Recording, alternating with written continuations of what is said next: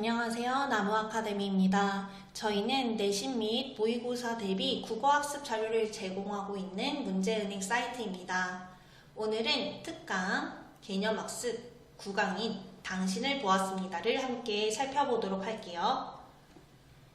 이 작품에서는 당신과 주인 장군의 말의 의미에 대해 묻는 문제와 작품의 특징을 묻는 문제, 작가의 다른 작품 혹은 일제강점기와 관련 있는 다른 작품과 연계하여서 작품의 주제나 화자의 태도를 묻는 문제가 출제될 수 있습니다.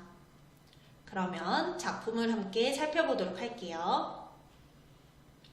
먼저 핵심 정리를 짚고 넘어갑시다. 이 시는 저항적이고 의지적인 성격이 굉장히 강합니다. 조국 광복에 대한 열망, 일제에 대한 저항이 드러난다고 할 수 있겠죠. 또한 뭐뭐입니다 라는 종결음이 보이시나요? 문장의 길이도 길고요. 보았습니다 라고 문장을 완결해서 서술하고 있어요. 그러다 보니 산문적인 성격을 띠기도 합니다. 여러분들은 이 시를 모두 읽으셨을 텐데요. 이 시의 주제는 무엇이라고 생각을 하셨나요? 먼저 굴욕적이고 절망적인 삶을 극복해야 한다는 의지와 신념, 또한 조국 광복에 대한 열망과 일제에 대한 끈질긴 저항의식을 주제로 하고 있는 시입니다. 특정 시구를 반복해서 운율을 형성하고 있는 것을 확인할 수 있고 뭐뭐 했습니다 라는 경어체를 사용해서 화자의 경건한 태도도 저희는 확인할 수 있겠습니다. 그러면 작품을 보도록 할게요. 당신이 가신 뒤로 나는 당신을 잊을 수가 없습니다. 자, 시적 화자의 상황은 지금 당신이 떠난 상황입니다. 그 까닭은 당신을 위한 의미보다 나를 위함이 많습니다. 자, 나가 떠난 당신을 왜 못 잊었대요? 나를 위해서요. 당신이 떠나갔다는 것을 당신을 잊어버리면 내가 더 힘드니까 잊을 수가 없다라는 의미입니다. 여러분, 시대적 상황을 고려했었을 때 이 떠난 당신은 무엇에 해당할까요? 바로 조국, 광복 이런 것들이 되겠죠. 그 다음에 작가는 한용운, 승려입니다. 표현론적 관점에서 살펴보면 이 당신은 내 옆에 없는 부처로도 해석이 되겠네요. 나는 갈고 심을 땅이 없으므로 조국이 없으므로 추수, 곡식, 결실이 없습니다. 일제의 수탈로 인해서 화자가 되게 궁핍한 현실에 있나봐요. 저녁거리가 없어서 조나 감자를 꾸러 이웃집에 갔더니 주인은 거지는 인격이 없다. 인격이 없는 사람은 생명이 없다. 너를 도와주는 것은 죄악이다. 라고 말하였습니다. 자, 주인의 말을 인용해서 자신이 당한 뭔가 무시와 멸시를 구체적으로 알려주고 있어요. 여기서 말하는 거지는 일제강점기에 핍박받고 가난한 삶을 살았던 우리 민족도 해당이 되겠죠. 그 말을 듣고 돌아 나올 때에 쏟아지는 눈물 속에서 당신을 보았습니다. 내가 너무너무 힘들고 비인격적인 핍박을 받았을 때 당신을 떠올렸다라는 것입니다. 나를 지탱하게 해주는 신념과 의지가 되겠죠. 그쵸? 나는 집도 없고 다른 까닭을 겸하여 민적이 없습니다. 민적은 여러분 호적이라는 의미이네요.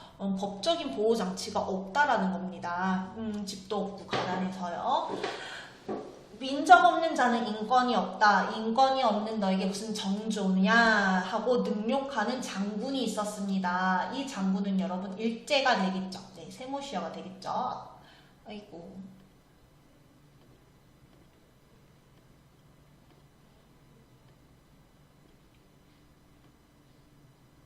그리고 앞에 나왔었던 주인도 세모시어로 표시를 해볼게요. 너 인간의 권리조차 없는데 무슨 네 나라에 대한 정조를 지켜 라고 하면서 애국심이 있냐고 비아냥거리고 있는 거죠. 이 장군은요. 글을 한 거 한 뒤에 남에게 대한 격분이 스스로의 슬픔으로 화하는 찰나에 당신을 보았습니다. 자, 이 격분을 혼자 슬퍼하고 자신에 대한 자책감 등으로 변했대요. 그 찰나에 또 당신을 보았대요. 이 당신을 보았습니다를 반복해서 주제의식을 강조하고 있어요. 독립에 해당하는 당신을 생각하면서 견뎠다라는 거죠. 자, 여러분 감탄사 사용됐고요. 온갖 윤리, 도덕, 법률은 칼과 황금을 제사 지내는 연기인 줄 알았습니다. 화자의 깨달음이 드러나네요. 이런 윤리, 정의나 의로움 이런 것들은 결국 힘을 가진 칼, 재산을 가진 황금 이런 것들을 숭배하는 허망한 것들이었다. 다 의미가 없다라고 하는 거죠. 영원의 사랑을 받을까? 인간 역사의 첫 페이지에 잉크칠을 할까? 술을 마실까? 망설일 때 당신을 보았습니다. 라고 이야기합니다. 자, 죽음을 택할까? 혹은 영원한 불교의 진리를 닦을까? 인간 역사를 아예 부정해버릴까? 그냥 다 포기해버릴까 할 때도 나는 당신을 생각하면서 견딘다라고 하는 거죠. 그러면서 이 당신은 화자에게 있어서 절망적인 극한 상황을 벗어나게 해주는 존재가 되겠네요. 그러면 저희는 기출문제를 풀어보도록 하겠습니다. 2번 문제를 함께 풀어보도록 할게요. 보기를 바탕으로 윗글을 이해한 것으로 적절하지 않은 것은 수험생 여러분들은 화면을 잠시 멈추시고 문제를 스스로 풀어보도록 합시다.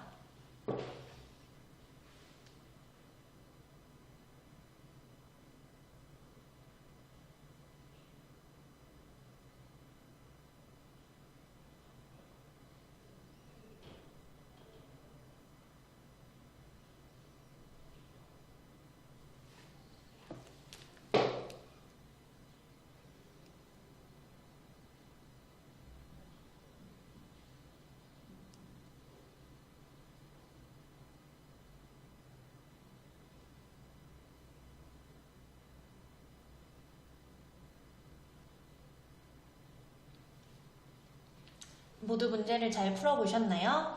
자, 적절하지 않은 것은 몇 번일까요? 바로 5번입니다.